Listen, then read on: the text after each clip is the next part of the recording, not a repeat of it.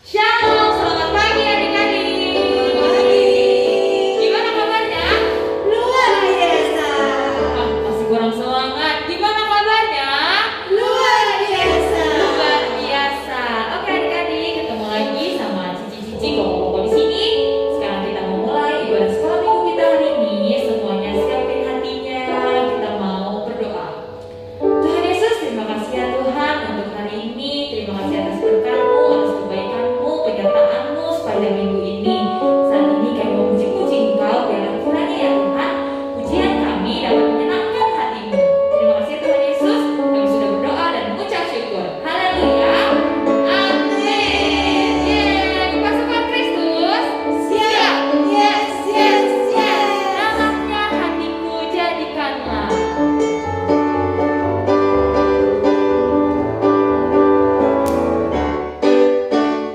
Hatiku jadikanlah selalu senang terus.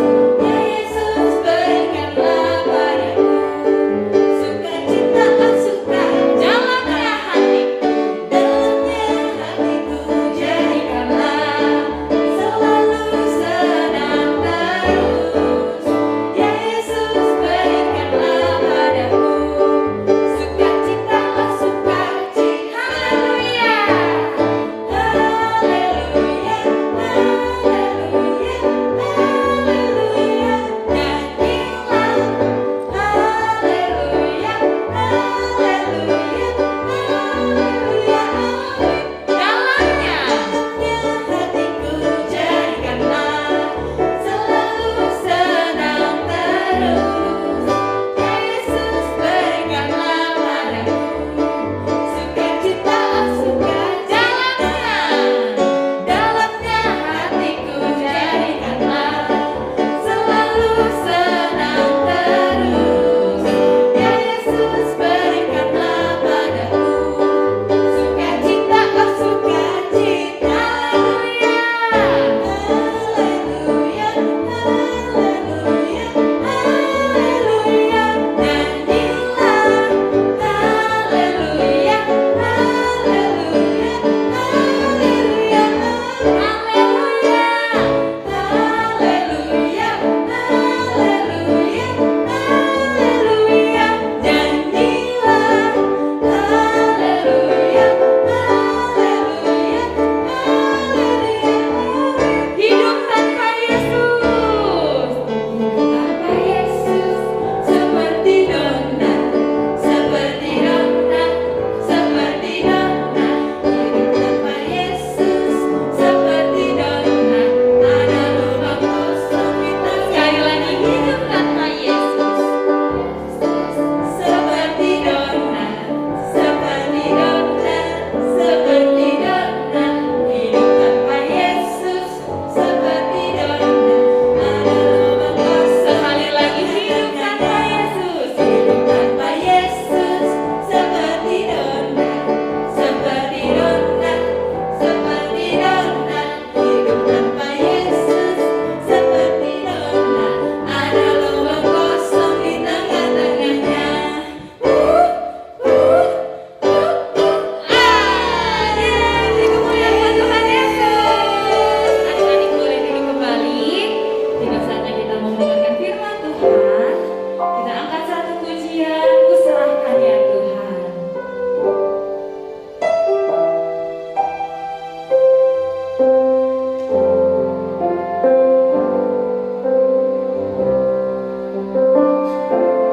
Ku serahkan ya Tuhan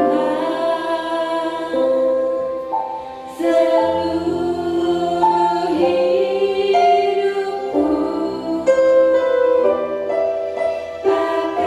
Pakailah ya Tuhan Yesus untuk kemuliaan-Mu. Katakan pujian ini dari awal.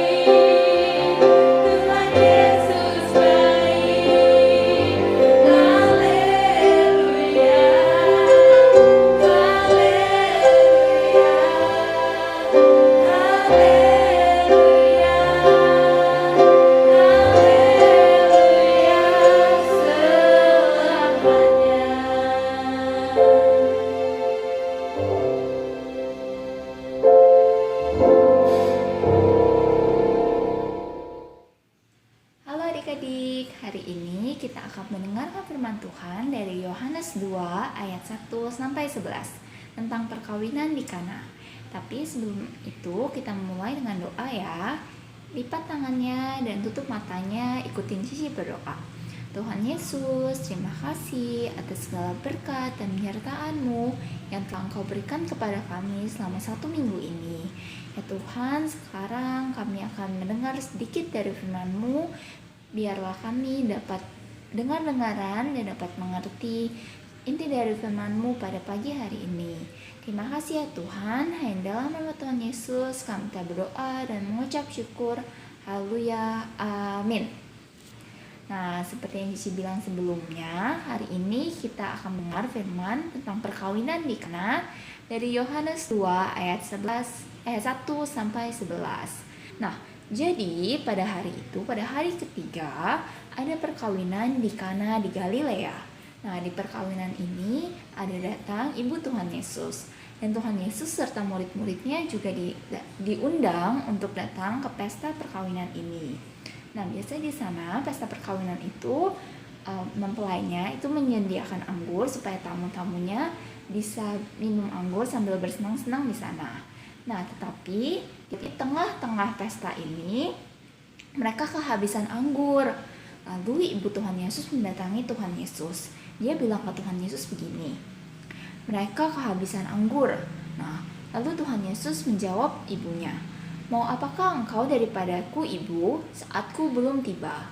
Nah, walaupun Tuhan Yesus jawab begini kepada ibunya, ibunya berkata kepada pelayan-pelayan di sana, apa yang dikatakan kepadamu, buatlah. Nah, lalu jadi ini ibunya Tuhan Yesus tuh suruh pelayan-pelayan yang di situ untuk ikutin apa yang dikatakan sama Tuhan Yesus. Jadi Tuhan Yesus suruh apapun, ikutin aja. Pelayan ini disuruh ikutin.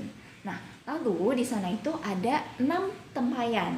Nah, jadi kalau di zaman Yahudi itu kalau zaman dulu kan mereka kemana-kemana itu masih jalan kaki. Nah, jadi biasanya kakinya mereka itu tuh kotor. Jadi kalau mereka kemana-mana sebelum masuk ke pesta lah atau ke rumah orang, mereka itu biasa disediain tempayan-tempayan tempat untuk kita basuh kaki. Nah, jadi di pesta itu tuh ada 6 tempayan dan setiap tempayan itu bisa kira-kira nampung air 2-3 buyung. Nah, lalu Tuhan Yesus menyuruh kepada pelayan-pelayan itu untuk mengisi tempayan-tempayan yang tadi itu penuh dengan air.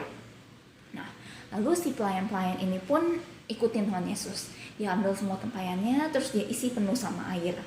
Nah, habis itu Tuhan Yesus suruh mencedok airnya dari tempayan itu dan menuangkannya ke gelas, lalu dibawa ke kepala pesta.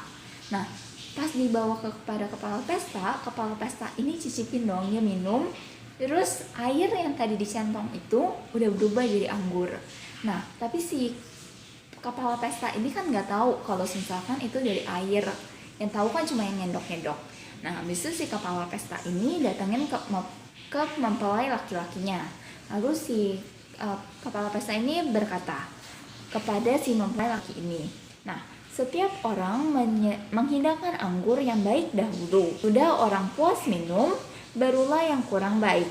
Akan tetapi engkau menyimpan anggur yang baik sampai sekarang. Nah, jadi biasanya tuh kalau orang di sana kan orang minum anggur ya, biasanya mereka lama-lama udah keasikan minum, udah nggak gitu mikirin rasa. Jadi biasanya yang akhir-akhir tuh disediain yang nggak gitu bagus. Tapi kalau ini anggur yang bagus masih disimpan sampai akhir, berarti anggur yang air yang diubah jadi anggur oleh Tuhan Yesus ini adalah suatu anggur yang baik, anggur yang enak. Nah, hal ini, mukjizat ini itu dilakukan oleh Tuhan Yesus di Kana, dan ini adalah sebagai tanda pertama dari tanda-tanda dan tanda tandanya. Dan dengan itu ia telah menyatakan kemuliaannya dan murid-muridnya percaya kepadanya.